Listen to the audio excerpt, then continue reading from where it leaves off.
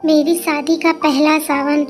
देख रहे हो रोहित, ये बारिश, इसकी बूंदें उसे बहुत पसंद थी। इन बूंदों के गिरने के साथ वो पैरों में घुंघरू बांधकर नाचा करती थी। इतनी खूबसूरत लगती थी कि उसके सामने मोर भी फीके पड़ जाते थे।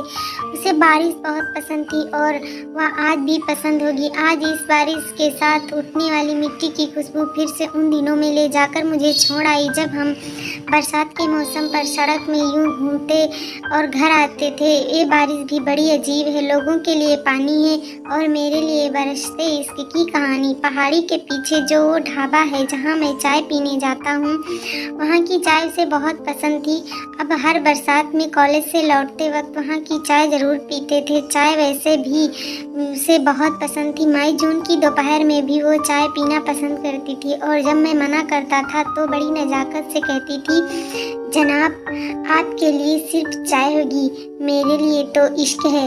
फिर वह कहता था कि जब चाय से इश्क है तो क्या कहूँ, तो वो कहती थी,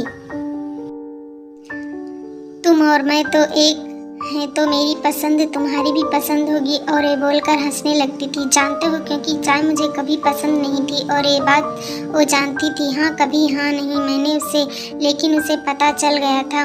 तुम्हें पता कि जिस दिन हमारी शादी तय हुई उस दिन से भी ये बादल ऐसे ही जोर से बरस रहे थे कि हमारे साथ उन्होंने भी उस खुशी को महसूस किया है।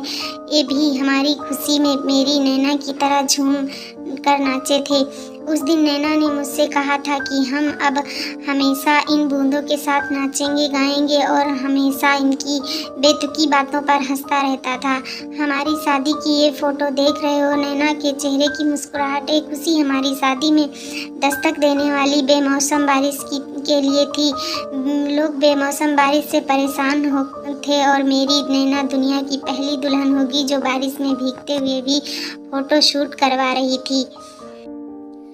फिर एक हफ्ते बाद पता चला कि नैना बाहर गई थी। लैंडस्लाइड हुआ और फिर नैना अपनी कार के साथ नदी में जा गिरी। 2 दिन बाद उसकी लाश मिली। उस दिन ऐसा लगा जैसे मैं मर गया। तब आया था मैं इस जगह जब मेरी नैना मुझे छोड़कर जा चुकी थी। तब मैं यहाँ से उसकी यादें समेटकर अपने साथ ले गया। तब से हिम्मत नहीं हुई यहाँ आने की। अब 5 साल बाद मेरी पोस्टिंग यहाँ हुई तो बहुत हिम्मत जुटा कर आया हूँ, लेकिन ऐसा लग रहा है कि मेरी नैना मेरे यहाँ आने से बहुत खुश है। मैं उसका साथ महसूस कर पा रहा हूँ जो तब नहीं कर पाया।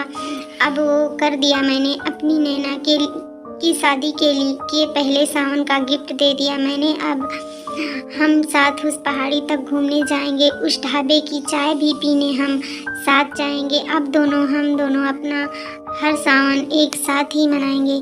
दोस्तों, हमारी कहानी आपको कैसी लगी कमेंट करके बताइएगा ज़रूर। चैनल को ज़रूर सब्सक्राइब कीजिएगा।